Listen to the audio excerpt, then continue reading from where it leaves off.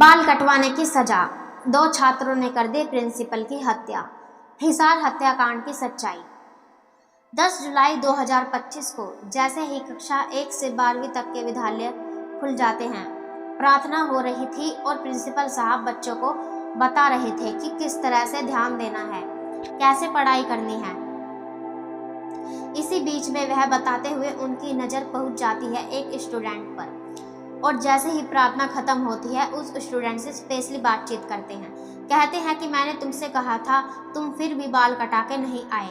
पूरी की पूरी गर्मियों की छुट्टियां बीत गईं। तुम्हारे माता, तुम्हारे पिता और तुम्हें लेके कितना चिंतित रहते हैं, कितना परेशान रहते हैं। देखो जरा सोचकर कि अगर बड़े होकर तुम IAS या IPS ऑफिसर बन जाओगे, न केवल हमारे विद्यालय का नाम रोशन होगा बल्कि हमारे गांव का भी नाम रोशन होगा, पूरे क्षेत्र का नाम रोशन होगा। इसीलिए तुम्हें बहुत ज़्यादा ध्यान देने की ज़रूरत है। इस तरह की बात समझाकर उस स्टूडेंट को कहा कि अपनी क्लास में चले जाओ। 11वीं क्लास का वो छात्र था और जैसे ही वो क्लास में जाता है तो एक छात्र ने उससे पूछा, जो उसका सबसे खास दोस्त था, प्रिंसिपल साहब क्या कह रहे थे? उसने कहा, प्रिंसिपल क्या कह रहा था? वही रोज की बातें जो पहले कहता था, वही अब भी कह रहा था कि साफ सुथरे रहा करो, कपड़ों को ठीक से पहना करो, बाल कटा के आया करो, दांत नाखून को ठीक से करके आया करो, दांतों को मांज के आया करो। इस तरह का ज्ञान पेल रहा था। जब यह बात एक स्टूडेंट ने दूसरे स्टूडेंट से कही तो वो ठहाके लगाकर हंसने लगते हैं, मुस्कुराने लगते हैं। अब इसी बीच में अगला दिन निकलता है। प्रिंसिपल साहब ने उसको फिर रोका टोका। अब न केवल उसको रोका टोका बल्कि उसके जो दोस्त थे उनको भी रोका टोका।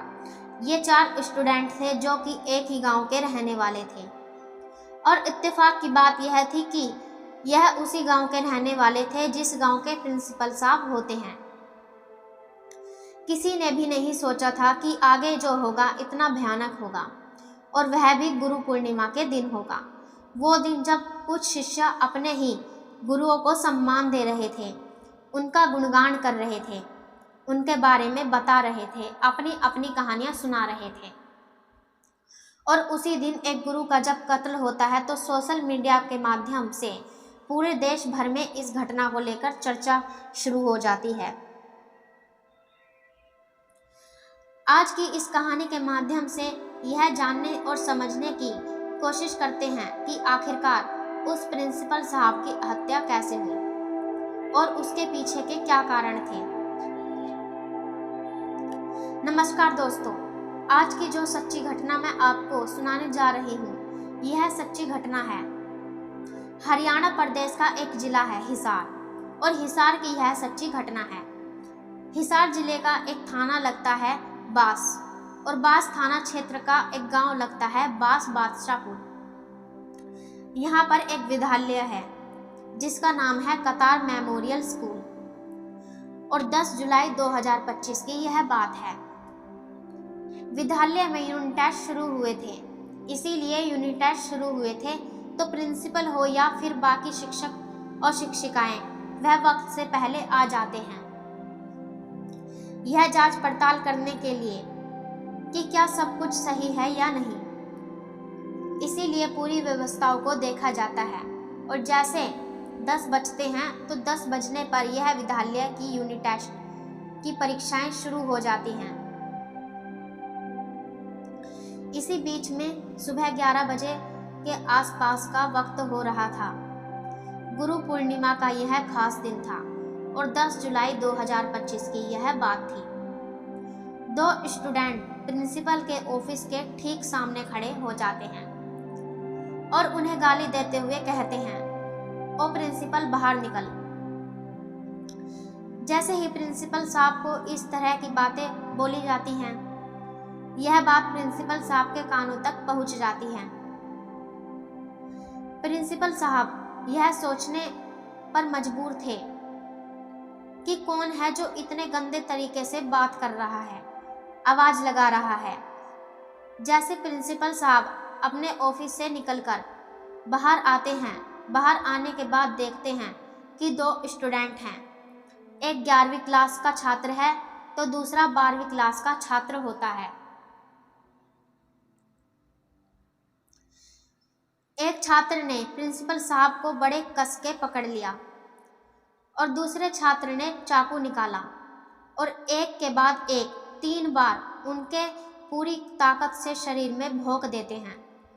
जैसे ही शरीर में चाकू भोंके जाते हैं, इसके बाद प्रिंसिपल साहब की चीखें निकल जाती हैं। वह जोर जोर से चीखते हैं, चिल्लाते हैं। जो दोनों स्टूडेंट होते हैं मौका पाते ही यहाँ से भाग जाते हैं। जब वह भाग रहे थे तो विद्यालय के अंदर लगे हुए जो सीसीटीवी कैमरे होते हैं उसमें वो कैद हो जाते हैं। यहाँ से वह भाग तो जाते हैं, लेकिन जैसे ही प्रिंसिपल साहब की चीखों की, चिल्लाने की आवाज़ बाकी स्टाफ तक पहुँचती है तो स्टाफ के लोग भागकर मौके पर पहुँचते हैं। आकर देखते हैं कि प्रिंसिपल साहब तो लहूलुहान हैं, खूनम खान हैं और उनकी हालत बहुत ज़्यादा गंभीर हो चुकी है। तत्काल प्रभाव से उनको वहीं पास के एक निजी हॉस्पिटल होता है, वहां लेके जाते हैं और जैसे ही डॉक्टर को दिखाते हैं, डॉक्टरों ने अपनी तरफ से भरसक प्रयास किए, लेकिन वो प्रयास असफल हो जाते हैं। असफल इसलिए हो जाते हैं कि प्रिंसिपल साहब का जो लीवर था वो चाकू की वजह से फट जाता है और इसीलिए डॉक्टर साहब उन्हें बचा नहीं पाते हैं। बस ये खबर थी कि थोड़ी देर में सोशल मीडिया पर इस कदर वायरल हो जाती है कि 10 जुलाई 2025 को गुरु पूर्णिमा का वो दिन था जो शिष्य थे अपने गुरुओं के बारे में बयान दे रहे थे, बता रहे थे कि हम कैसे कामयाब हुए, कैसे नहीं, इस तरह की बातें कर रहे थे। और इसी बीच में एक न्यूज चलने लगती है कि 2 छात्रों ने अपने ही प्रिंसिपल साहब की चाकू मारकर हत्या कर दी है।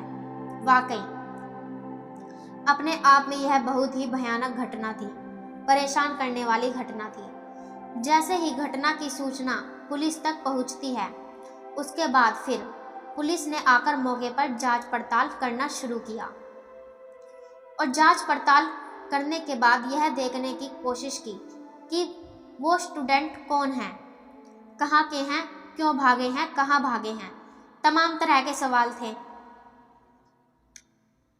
अब पुलिस इन सवालों का जवाब तलाशने में जुट जाती है। 2 घंटे बाद इंस्टाग्राम पर एक वीडियो जो बहुत तेजी से के साथ वायरल होती है और पता चलता है कि जिन छात्रों ने अभी 2 घंटे पहले प्रिंसिपल साहब की हत्या की है, दरअसल उन्हीं छात्रों ने इंस्टाग्राम पर वीडियो डाली थी और वीडियो डाल के बकायदा एक संदेश दिया और बताया कि जगबीर की तो हमने हत्या कर दी है, अब तेरे बेटे की बारी है, 10 लाख का इंतजाम तो करना ही पड़ेगा। अब इस तरह की बात कही तो सब लोग घबरा जाते हैं, साथ ही एक मैसेज देते हैं कि डॉन हैं हम। अब डॉन वाली बात थी। अब प्रिंसिपल साहब हो या फिर उनके परिवार के लोग, यह जाहिर सी बात है जहाँ जहाँ तक यह कहानी पहुँच रही थी वहाँ वहाँ तक के लोग सोचने पर मजबूर थे। वो छात्र जिनके ठीक से दाढ़ी भी नहीं आई थी, मूंछों के बाल भी नहीं आए थे, वो इतनी बड़ी बड़ी बातें कैसे कर रहे थे, क्यों कर रहे थे? पुलिस ने जो बास थाना पुलिस थी उसको भी काम पे लगा दिया था, साथ ही CI यूनिट फर्स्ट और यूनिट सेकंड इनको भी लगा दिया था कि जहां भी हो वो दोनों छात्रों को हर हाल में ढूंढ के निकाला जाए। इसके बाद एक टीम लगाई जाती है CCTV फुटेज को खंगालने के लिए। तो पता चलता है कि उस दिन विद्यालय से 2 छात्र नहीं बल्कि 4 छात्र भागे थे। आखिरकार वो 2 छात्र क्यों भागे? बस पुलिस के लिए यही एक जांच का विषय था। पुलिस ने ताबड़तोड़ दशांश देना शुरू किया, जो छात्रों के परिजन थे उनसे भी पूछताछ करना शुरू किया और जहां जहां वो भाग रहे थे उनसे भी पता करने की कोशिश की। पता चलता है कि गांव का ही एक व्यक्ति था उन छात्रों के उसके पास मोटरसाइकिल थी। उससे कहा कि भैया कोल्ड ड्रिंक लेके आनी है, थोड़ी मदद कर दो, आपकी बाइक लेके जानी है। जैसे ही उस व्यक्ति से बाइक मांगी जाती है, उसने कहा कि कोई दिक्कत नहीं है, कोई परेशानी नहीं है, आराम से ले जाओ। अब उन छात्रों ने उस बाइक को लिया और चारों के चारों इधर से उधर जहां मौका मिल रहा था वहां भाग रहे थे और यह छुपने की लगातार कोशिशें कर रहे थे, लेकिन उनकी कोशिशें उस वक्त नाकाम हो जाती हैं जब यह पता चलता है कि वो एक निश्चित स्थान पर, एक निश्चित जगह पर छुपे हुए हैं। आखिरकार पुलिस ने दबिशें दी और साथ ही लोग ये जानने में जुट जाते हैं कि आखिरकार किसकी हत्या हुई है, क्यों हुई है। तो यह पता चलता है कि एक गांव लगता है बास थाना क्षेत्र में पुट्ठी के रहने वाले होते हैं। रिटायर्ड शिक्षक नाम दयानंद होता है। उसके 3 पुत्र होते हैं। एक पुत्र का नाम जो सबसे बड़ा होता है राजीव सिंह, जो कि दिल्ली में शिक्षक है, टीचर है। साथ ही दूसरा बेटा होता है, उनका नाम जगवीर सिंह पानू होता है, उम्र जिसकी लगभग 52 साल के आसपास होती है। तीसरे नंबर का उनका बेटा होता है नाम विजेंद्र सिंह, जो कि गांव के ही विद्यालय में विद्यालय चलाते हैं, स्कूल चलाते हैं। और साथ ही जो घटना हुई थी वह उनके बीच वाले बेटे यानी कि दूसरे नंबर के बेटे जगबीर सिंह पानू के विरुद्ध ये बातचीत हुई थी। उनको ही चाकू मारे गए थे, उनकी ही हत्या की गई थी। उनके बारे में जब जानकारी जुटाने की कोशिश की जा रही है तो पता चलता है उनके 2 बेटे हैं, पत्नी होती है गृहिणी। एक बेटा जो बड़ा वाला है उसका नाम है संजीव, जो कि MBBS की पढ़ाई कर रहा था। दूसरा बेटा जिसका नाम है समीर, जो कि वकालत की पढ़ाई कर रहा है। इनका जो स्वभाव बड़े ईमानदार, बहुत ही ज़्यादा शालीन व्यक्ति, और इन्होंने 2 साल पहले ये पूर्व विधायक के जो रिश्तेदार थे उनसे यह विद्यालय लीज पर लिया था, करतार मेमोरियल स्कूल। उनको लीज पर लेने के बाद उन्होंने जिम्मेदारी संभाली थी कि इसको हम चलाएंगे। कक्षा 1 से लेकर वह 12वीं तक का विद्यालय होता है और उस विद्यालय को ज़्यादा से ज़्यादा उसमें स्टूडेंट आए, इसीलिए वो पूरी ईमानदारी, पूरी शिद्दत के साथ उसमें लगे हुए थे, काम कर रहे थे। और जो भी स्टूडेंट होता था हर स्टूडेंट को एक सलाह मशवरा दिया करते थे कि बेटा तुम अगर अच्छे से पढ़ाई करोगे तो देख लेना बड़े ऑफिसर बनोगे, और जब बड़े ऑफिसर बनोगे तो लोग तुम्हारी इज्जत किया करेंगे। इस तरह की बातें थी। लेकिन 4 स्टूडेंट ऐसे थे, 3 11वीं क्लास में पढ़ते थे, एक 12वीं क्लास में पढ़ता था। वो इत्तेफाक से उनके गांव के ही रहने वाले थे। क्योंकि गांव के रहने वाले थे इसीलिए उन चारों स्टूडेंट के माता पिता, भाई बहन, परिवार के एक एक सदस्य को प्रिंसिपल साहब बहुत अच्छे से जानते थे, पहचानते थे। इसीलिए जब गांव में आते जाते थे तो उनके घर वाले जो स्टूडेंट के थे वो अक्सर प्रिंसिपल साहब से कहा करते थे कि प्रिंसिपल साहब हमारे बच्चों पर थोड़ा ध्यान दिया करो, जो हमारे बच्चे थोड़ा कामयाब हो जाएं। इस तरह की बातें जब होती थी तो इसीलिए प्रिंसिपल साहब की भी एक नैतिक जिम्मेवारी बनती थी कि वो उन स्टूडेंट पर स्पेशली ध्यान दें। जब विद्यालय 1 जुलाई 2025 को खुलते हैं तो हालांकि वह सभी छात्रों को एक साथ मैसेज, एक संदेश दे रहे थे कि आपको किस तरह से रहना है। नैतिकता का पाठ पढ़ाया जा रहा था और किताबों के बारे में बताया जा रहा था कि पढ़ के तुम क्या हासिल कर सकते हो, क्या नहीं, क्या क्या फायदे होते हैं पढ़ाई के, इसके बारे में सब कुछ बताया गया था। उनकी नज़र अपने ही गांव के एक स्टूडेंट पर पड़ती है। उसके बड़े हुए बाल थे, उसके साथ फिर दूसरे स्टूडेंट पर पड़ती है। जो चारों स्टूडेंट बहुत अच्छे दोस्त होते हैं। आखिरकार जब उन्हें प्रिंसिपल साहब ने समझाया बुझाया तो उन्हें यह बात बड़ी खराब लगती है। कि यार प्रिंसिपल साहब का सारा कंसंट्रेशन, सारा ध्यान हमारे ऊपर ही है, जबकि वो चारों के चारों उडंडी टाइप के हैं।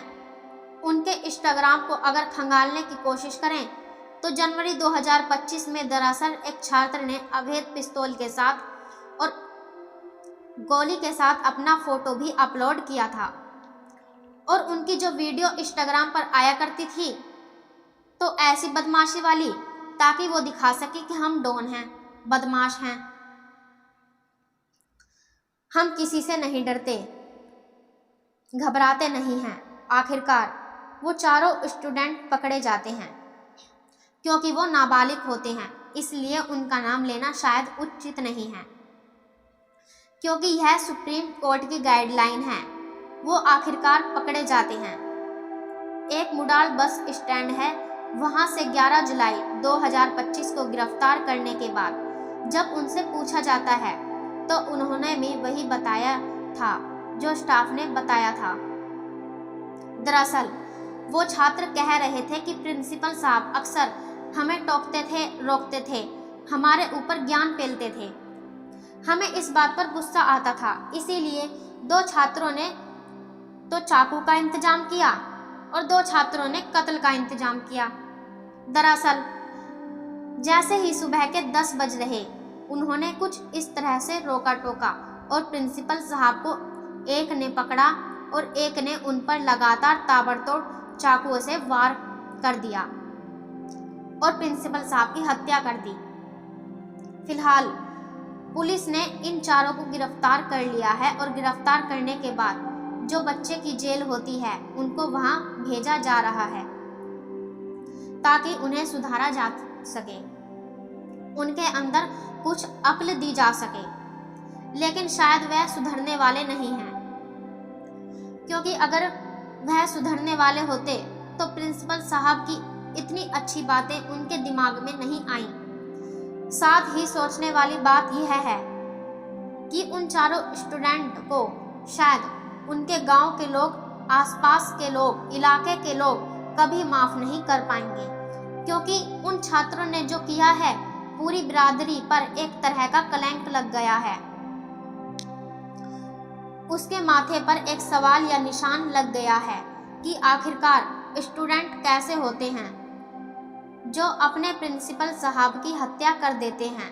दरअसल न केवल उन्होंने प्रिंसिपल साहब की हत्या की है, बल्कि छात्रों के प्रति जो विश्वास होता है वह शिक्षकों में विश्वास भी कम कर दिया है, सोचने पर मजबूर कर दिया है।